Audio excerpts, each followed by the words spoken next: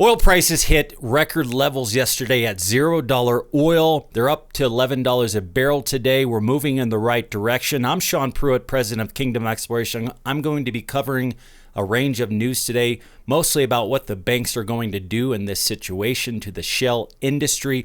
If you are interested in oil and gas videos, this is the channel for you. Please subscribe.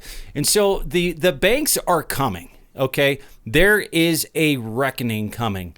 The U.S. shale oil and gas industry was built on cheap debt.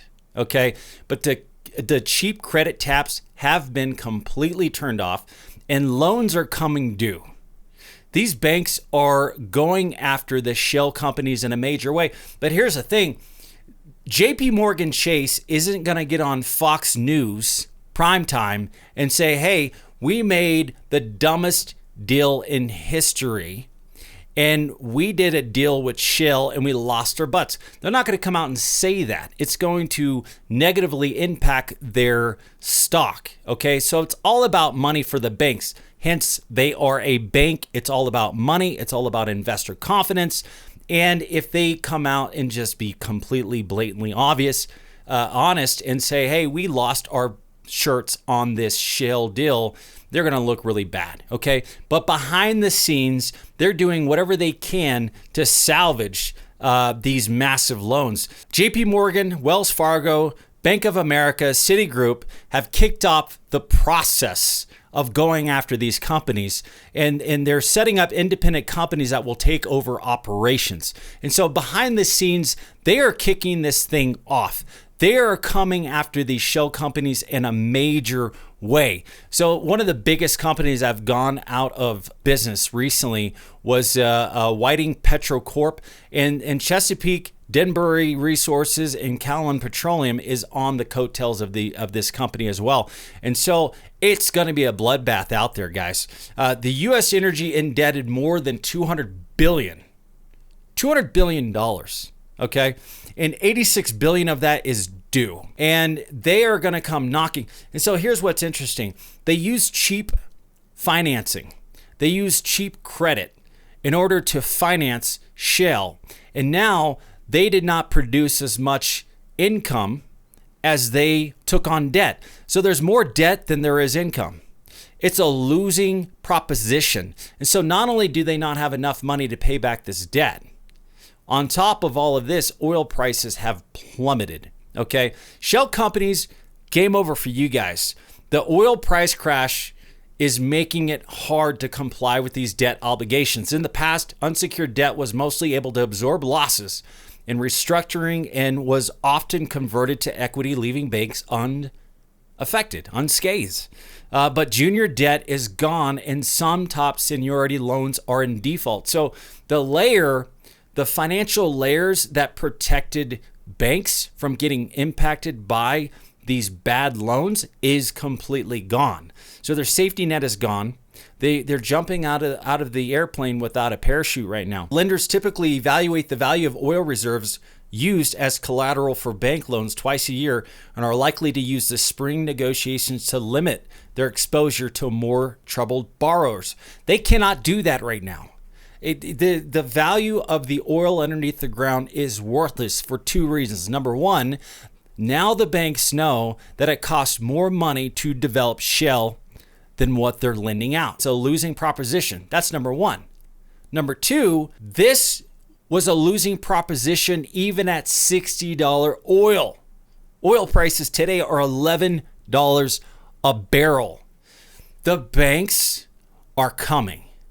You're not hearing about it because the shale oil and gas industry and the banking industry is not going to come out and tell the whole world, all of their investors, "Hey guys, just want to let you know that shale oil and gas is the biggest loser America has ever created. I just want to let you guys know that, feel free to, invest in my shares, even though it's a losing proposition." They're not going to come out and say that. So shale, it's over. It is over big time. The major oil companies, the big ones, they're going to make it through this process. and a lot of people, I'm getting a lot of questions about, hey, Sean, should I invest in the oil and gas stocks? I said, look, oil and gas stock is not oil. It is shale. Shale oil is a loser. If there's an oil company out there, which I don't know of, that's only investing in conventional oil plays or massive LNG plays that are profitable right now, I don't follow LNG. I don't follow that side of the world.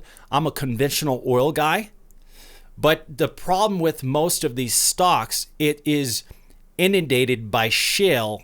And if it's shale, it's a loser. It's not going to work. So I wouldn't invest in the stock market at all. Unless you're an expert in that field and you know what you're doing. I've invested in oil and gas stocks. I made a lot of money, but that was back in 2012. But the moment I saw that it was getting too heavy in shale, and we had 4 million barrels a day from shale just out of the blue, and all this cheap and easy to grab debt finances from the banks was the core of the shale growth, I saw the writing on the wall a long time ago, and that's why I've been preaching, hey, shale is a big fat loser. Well, now all of a sudden everybody's figuring this out. But people are still not willing to have the grips with reality and realize that shale is a big loser. And Donald Trump is saying, oh, he's going to save the oil and gas industry. Well, Donald Trump, you can't save an industry that is losing money. That doesn't make any sense. Now, I understand why you bailed out Fannie Mae. I understand why you bail out a mortgage company. That makes sense because we need mortgages in order for you to pay for a home. And that's not a losing proposition. It's just because America had too much debt, and then when the economy crashed, they couldn't pay back that debt. That makes sense, okay? But when it comes to shale, not only is it a losing proposition, not only can they not pay back their debts because of the COVID-19, but also because it is a losing proposition.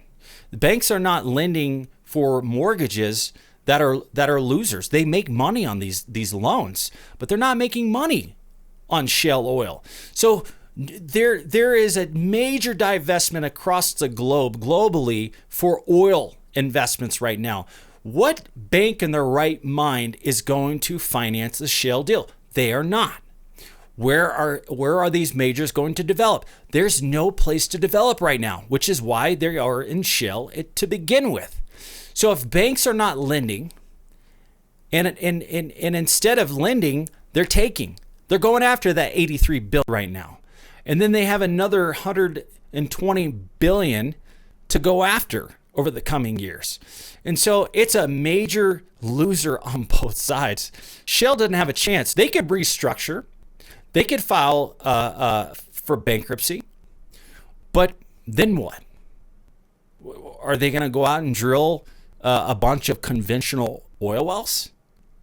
Or where are they going to develop new fields? And where are they going to get the money to develop these new fields? Guys, we're on page for the biggest shale apocalypse this world has ever seen. I'm Sean Pruitt, president of Kingdom Exploration. If you like these videos, please subscribe. Until next time.